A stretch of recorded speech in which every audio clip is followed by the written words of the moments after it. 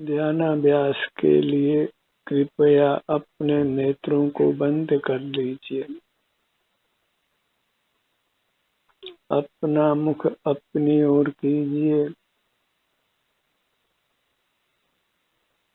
अपने शरीर में जो भी सुख दुख की संवेदना है उसका प्रसन्न चित्त से अनुभव कीजिए।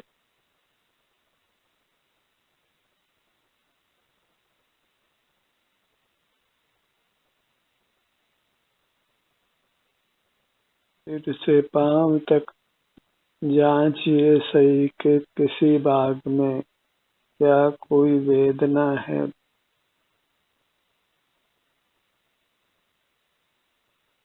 उसको शांति से सहन कीजिए। उसी से आप तत्संबंधी कर्म से मुक्त होते हैं। जो कर्म शरीर में वेदना उत्पन्न करता है उससे आप मुक्त होते हैं। बहिर्मुख होकर हम असहता उत्पन्न करने वाले कर्म को बांधते हैं।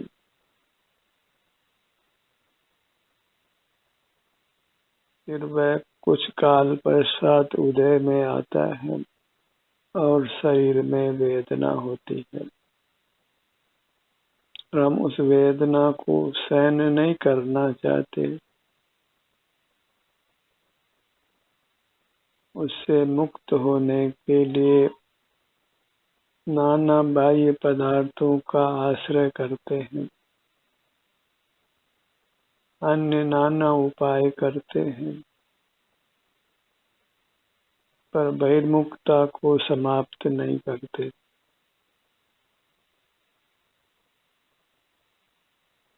तो असहता उत्पन्न करने वाला कर्म का आगमन जारी रहता है और हम कभी भी वेदना से मुक्त नहीं हो पाते। अंतर्दृष्टि करते हैं तो असहता उत्पन्न करने वाला कर्म हमारे भीतर प्रविष्ट नहीं होता और जो वेदना प्रकट है उसको हम शांति से सहन कर लेते हैं तो वेदना उत्पन्न करने वाले कर्म से मुक्त हो जाते हैं। और जब वेदना उत्पन्न करने वाला कर्म नहीं आता और पहले आया हुआ चला जाता है तो फिर हमारा शरीर वेदना उत्पन्न करने वाले कर्म से मुक्त हो जाता है और फिर कभी भी शरीर में कुछ भी वेदना नहीं होती। जीव संसार के दुखों से मुक्त हो जाता है, परमात्मा हो जाता है।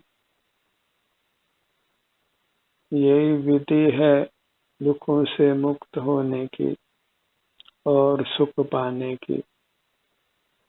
और सुख पाने के लिए और दुखों से मुक्त होने के लिए अन्य जो भी उपाय जीव करता है वे सब उपाय मिथ्या है। वे सब उपाय अनादि से अनंत काल हुआ वह जीव कर रहा है और जीव वेदना से अपने आप को मुक्त नहीं कर सका है। रोगादिक होते हैं, वेदना होती है और असह्य वेदना भी होती है और उस वेदना काल में मरण भी हो जाता है। वेदना से मुक्त होने के लिए हमें सही उपाय करने की आवश्यकता है और वह उपाय ध्यानाभ्यास है। और अंतर्दृष्टि कर अपने शरीर में विभिन्न भागों में जो भी वेदना है, अप्रिय संवेदना है, उसको शांति से भोग लेना ही ध्यानाभ्यास है। इससे भिन्न ध्यानाभ्यास का कोई स्वरूप नहीं है।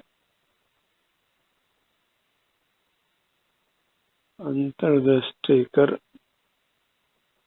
सिर से पैरों तक अपनी दृष्टि को फैलाइए और जहाँ जो भी अप्रिय संवेदना मिलती है उसको शांति से भोग लीजिए और इस प्रकार बद्ध कर्म से अपने आप को मुक्त कीजिए। और इस प्रक्रिया में नूतन कर्म का बंध भी नहीं होता है। जब नूतन कर्म का बंध नहीं होता और पूर्व कर्म के फल को आप शांति से भोग कर मिटा देते हैं तो फिर आपकी अमूर्त काया वेदना उत्पन्न करने वाले कर्म से रहित हो जाती है और फिर वेदना उत्पन्न करने वाले कर्म का संबंध नहीं रहने पर आप सदा सदा अपने शरीर में सुख का ही अनुभव करते हैं। अपनी दृष्टि बंद नेत्रों से अपने शरीर के विभिन्न भागों पर ले जाइए और जहाँ भी अप्रिय संवेदना है उसको शांति से अनुभव में लीजिए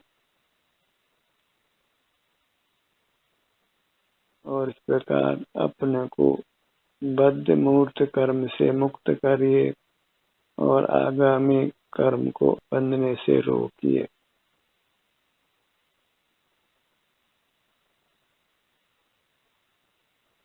अंतर्दृष्टि करते हैं तो शरीर के जिस भी भाग में वेदना है वह हमारे स्वतः अनुभव में आती है। उसके लिए कुछ भी करना नहीं पड़ता है, बस हमें उसे शांति से भोगना है। वेदना उत्पन्न करने वाले स्थल पर ही ठहरिए और उस वेदना को भोग कर तत्संबंधी कर्म से अपने आप को मुक्त करिए। वही वेदना से मुक्त होने का स्थायी उपाय है, यथार्थ उपाय है। अंतर्दृष्टि कायम रखिए, स्वतः ही वेदना उत्पन्न करने वाले स्थान पर आपका ध्यान जाएगा और आप तत्संबंधी कर्म के बंधन से मुक्त होंगे। वेदना मिटाने के लिए कुछ भी उपाय नहीं करना है, बस सहिष्णुता बढ़ाइए और वह सहिष्णुता सहज हो जाती है यदि आप ये श्रद्धान रखते हैं कि वेदना भोग कर तत्संबंधी कर्म के बंधन से मुक्त हो। अपने शारीरिक स्थिति को जांचिए, सुख दुख की स्थिति को जो भी है अनुभव में लीजिए। अपनी दृष्टि को अपने सिर से पैरों तक सीमित रखिए। अपने से दूर भागने से, अपने से विमुख रहने से ही हम संसार में परिभ्रमण कर रहे हैं। सुख का स्थल अपनी अमूर्त काया है, इसलिए वहीं बने रहना है, यत्न पूर्वक बने रहना है।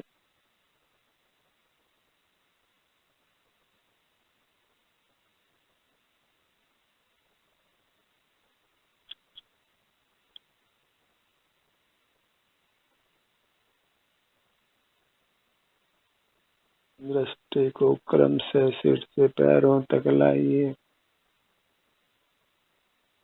और अप्रिय संवेदना को ढूंढ ढूंढ कर उसका अनुभव कर तत्संबंधी कर्म से अपने आप को मुक्त करिए।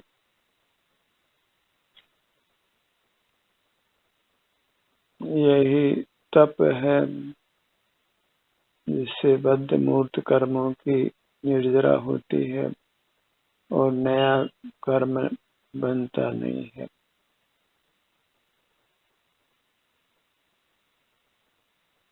जब नूतन कर्म नहीं आता और पूर्व बद्ध कर्म फल देकर चला जाता है तो आप कर्म के बंधन से मुक्त हो जाते हैं और स्वतः सुख का ही अनुभव रहता है। सुख के अनुभव के लिए कुछ बाह्य सामग्री की वास्तव में आवश्यकता नहीं होती।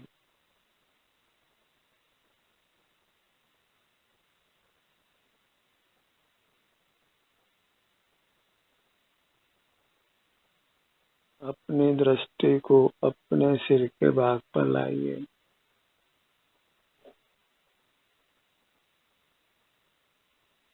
दुख से मुक्ति का यथार्थ उपाय करिए।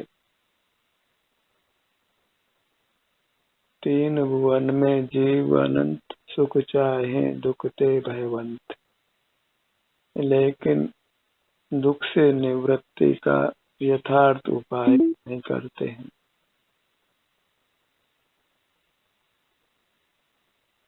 और वह यथार्थ उपाय अपने सन्मुख रहकर जो भी सुख दुख की स्थिति है उसका एहसास करना है।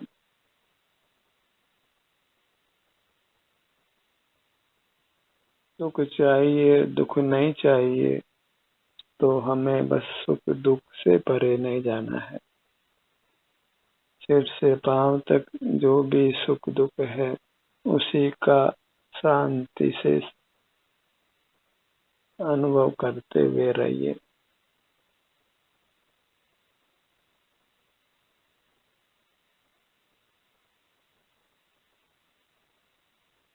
एक ही प्रयोजन रखिए कि हमें शारीरिक दुख से निवृत्त होना है और शरीर में सुख का ही अनुभव रहे। तो शरीर में जो भी दुख है उसको शांति से अनुभव कर लीजिए और अपने आप को तत्संबंधी कर्म से मुक्त कर लीजिए।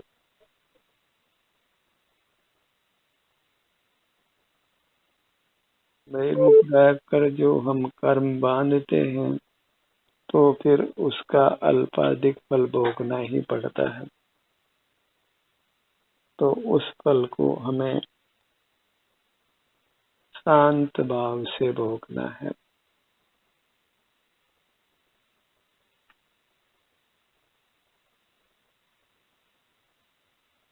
तो अपने आप को वेदना उत्पन्न करने वाले कर्म से मुक्त करिए।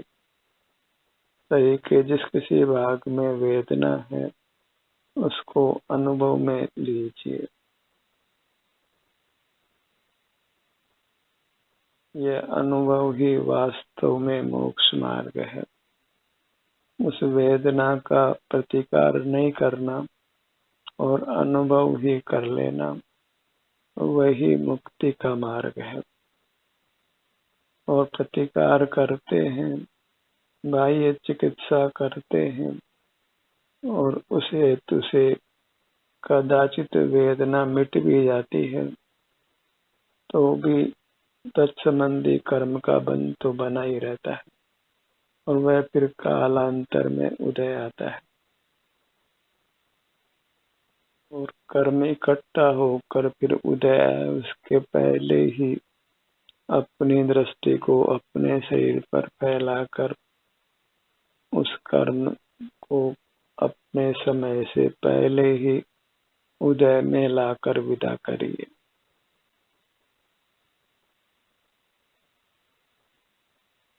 कर्म निर्जरा का उपाय यही है कि हम अपने सन्मुख रहें और जो भी सुख दुख की स्थिति है बस उसका अनुभव कर लें, अन्य कुछ भी चेष्टा नहीं करें।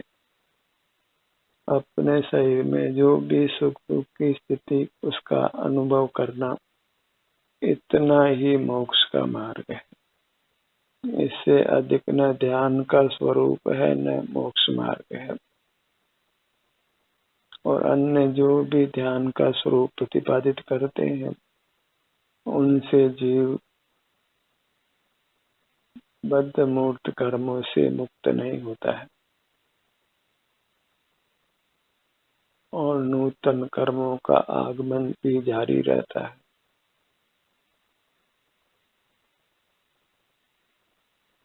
पुरुषार्थ इतना ही है कि हम नेत्र बंद कर अपनी दृष्टि को अपने शरीर पर फैलाकर जो भी सुख दुख की स्थिति है उसका समभाव से अनुभव करते रहें। हमारा प्रयोजन सुख है और दुख से निवृत्त होना है। इस प्रयोजन को भूलना नहीं है और उसका उपाय कहीं बाहर नहीं है। सुख दुख अपने शरीर में ही होता है तो उसका उपाय भी शरीर में ही है। दुख निवृत्ति का और सुख पाने का उपाय अपने शरीर में है, शरीर से बाहर नहीं है। इसलिए नेत्र बंद कर अपने शरीर पर ही बने रहना है।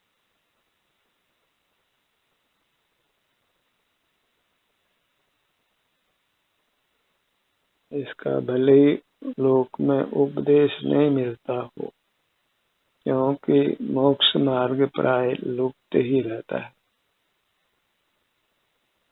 बुद्धि दुर्लभ मानी गई है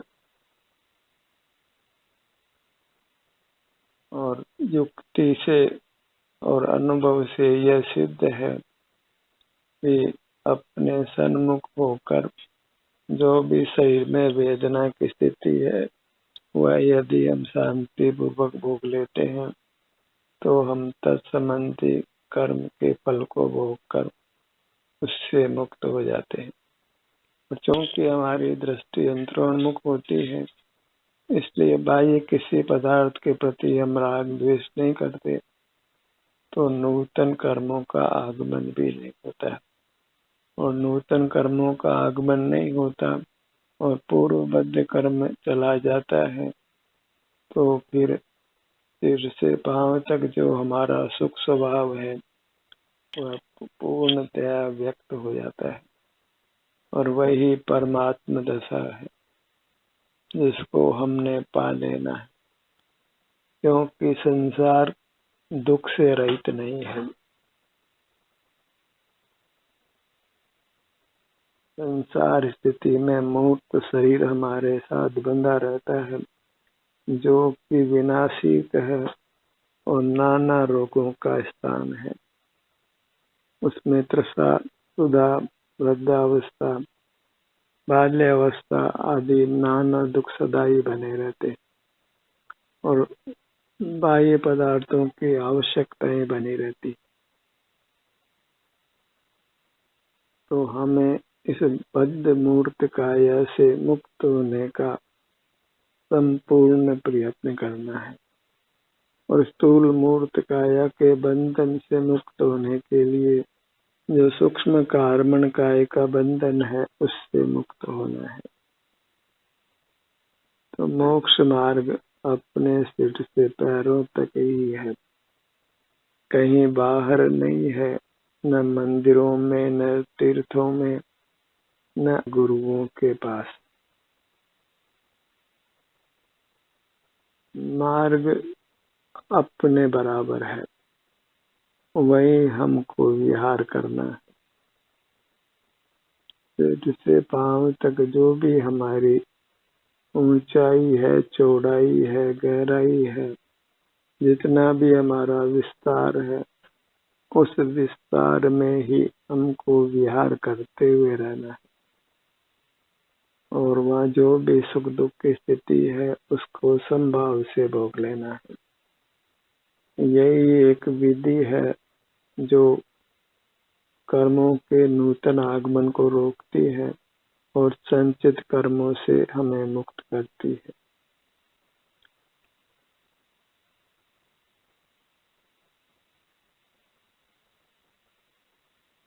अपने ध्यान को अपने सिर के भाग पर लाइए।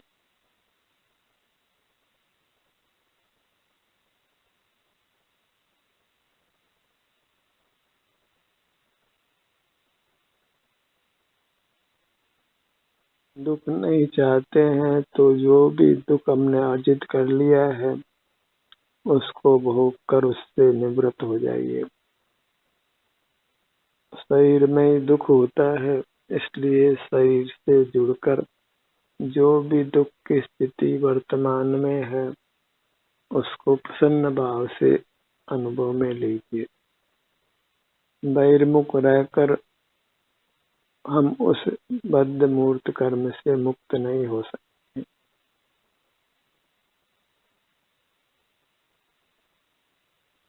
बहिर्मुख रहने पर भले ही हम उस शरीर की वेदना का अनुभव नहीं करें, तो अनुभव नहीं करते तो वह कर्म बंधा ही रहता है, और क्योंकि नए कर्म का आगमन जारी रहता है, तो पुराना कर्म और नया कर्म मिलकर के फिर और अधिक बलवान होकर असह्य दुख पैदा करता है। तो कर्मों को एकत्रित नहीं करना है, अंतर्दृष्टि कर सने सने अपने को कर्मों के भार से मुक्त करते जाइए। इस प्रकार हम थोड़ी थोड़ी वेदना भोग कर ही संपूर्ण वेदना उत्पन्न करने वाले कर्म से अपने आप को मुक्त कर लेते हैं, और बहिर्मुख रहते हैं तो असहता उत्पन्न करने वाले कर्म का आगमन जारी रहता है, और वह इकट्ठा होकर फिर असह्य वेदना पैदा करता है। उस स्थिति से ही अपने आप को बचाना है।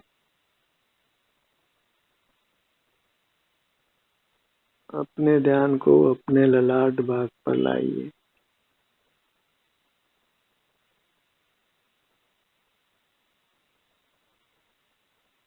हमें अपने ही सुझाव से अपने शरीर के हर भाग तक पहुंचना है, और वहाँ जो भी कर्म का बंधन है उसका विपाक होता है, और उस वेदना के प्रकट होने से हमें उसको भोग लेना है, उसका प्रतिकार नहीं करना है।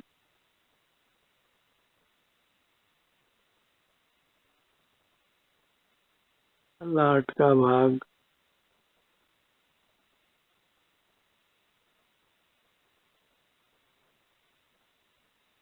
हम बहिर्मुख रहते हैं, और बहिर्मुखता से जो कर्म अर्जित होता है असहता उत्पन्न करने वाला, उसको भोगना नहीं चाहते हैं,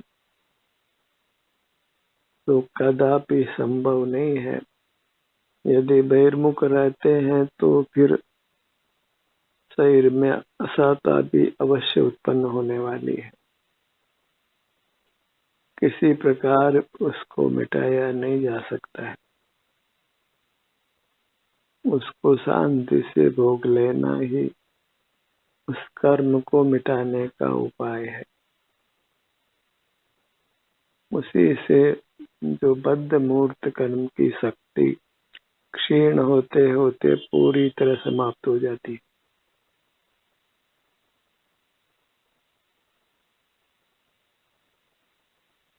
ललाट का भाग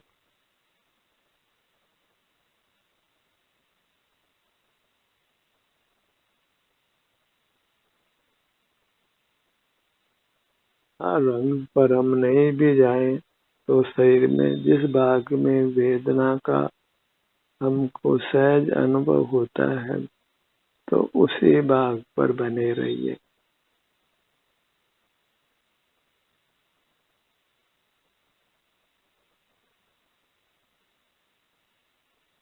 शरीर के जिन जिन भागों में आपको अप्रिय संवेदना मिलती है, उन भागों को प्रधानता से अपने ध्यान का विषय बनाइए। एक बार दुख भोग लेना अच्छा है, बजाय इसके कि हम अनंत काल तक दुख भोगते रहें।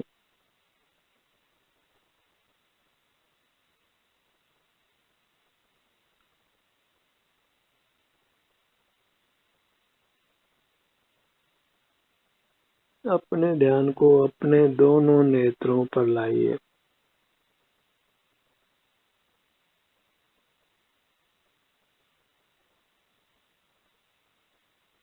बहिर्मुख रहने पर भले ही हमें शरीर में वेदना का अनुभव नहीं होता हो, पर हम तत्संबंधी मूर्त कर्म से मुक्त भी नहीं होते हैं। जो कर्म बांधा है उसको हम उदय में लाकर भोग लें, वही अच्छा है। और उसको उदय में लाने के लिए हमें अंतर्दृष्टि करना है, अपने सन्मुख रहना है।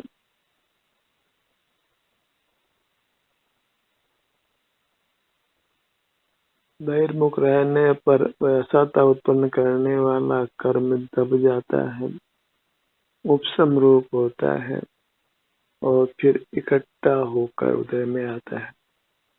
उस स्थिति से अपने आप को बचाना है।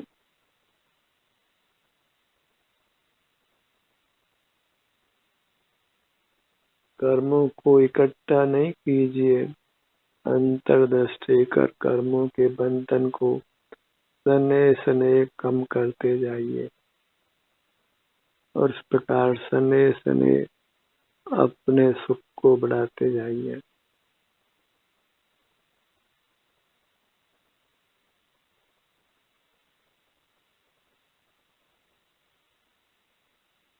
पूरी मूर्त को लक्ष्य में लेना है। छोटे छोटे विभाग करिए और जिन स्थानों पर वेदना हो उन स्थानों पर अधिक समय ठहरिए।